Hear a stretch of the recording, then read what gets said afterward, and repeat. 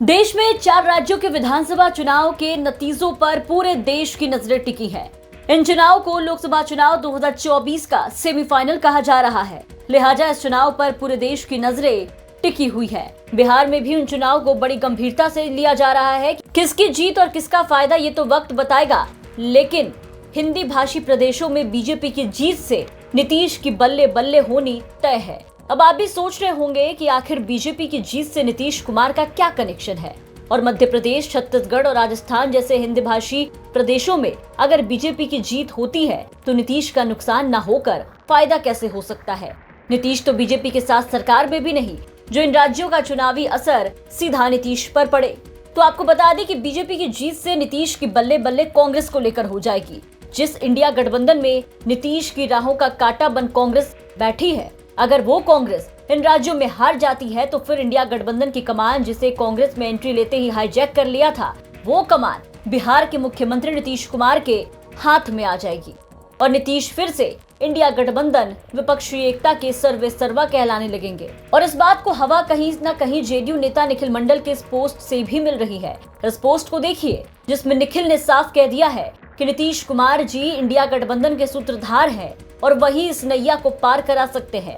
निखिल लिखते हैं, इंडिया गठबंधन को अब आदरणीय श्री नीतीश कुमार जी के अनुसार चलना चाहिए। कांग्रेस 5 राज्यों के चुनाव में व्यस्त होने की वजह से इंडिया गठबंधन पर ध्यान नहीं दे पा रही थी। अब तो कांग्रेस चुनाव भी लड़ ली, रिजल्ट भी सामने है। याद रहे, नीतीश कुमार जी इंडिया गठबंधन के सूत्रधार हैं और वही इस नैया को पार करा सकते हैं।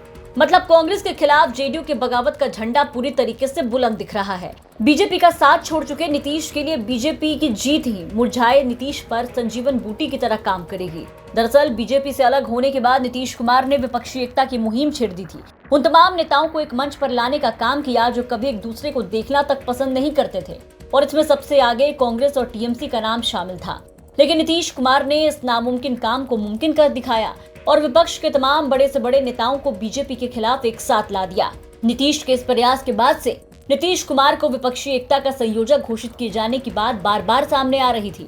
पटना से लेकर के मुंबई तक कई दौर की बैठक गुजर गई, लेकिन नीतीश संयोजक नहीं बन पाए। संयोजक तो छोड़िए, नीतीश धीरे धीरे इस पूरे मुहिम से ही साइडलाइन दिखने लगे और नीतीश को किनारे लगाने की वजह कहीं न कहीं कांग्रेस थी, जिन्होंने नीतीश के न सिर्फ पीएम बनने वाले सपने पर पलीता लगा दिया, बल्कि रही सही संयोजक बनने की उम्मीद थी उस पर भी पानी फेर दिया।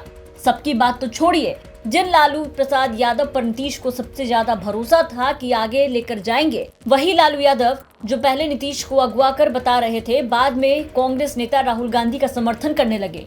राहुल गांधी को साफ साफ बाराती का दूल्हा बता दिया और कह दिया कि तुम बारात निकालो, हम लोग बाराती बनने को तैयार हैं। कांग्रेस के कारण नीतीश कुमार को विपक्षी गठबंधन का संयोजक तक नहीं बनाया गया। इससे नीतीश कुमार को बड़ा झटका लगा। इसके बाद नीतीश कुमार के फिर से एनडीए में वापसी की अटकलें तेज हो गई थी। खैर, अब सबके साथ नीतीश की निगाहें भी इस चुनाव के पल पल के अपडेट्स पर टिकी हुई है। ब्यूरो रिपोर्ट, बिहार तक।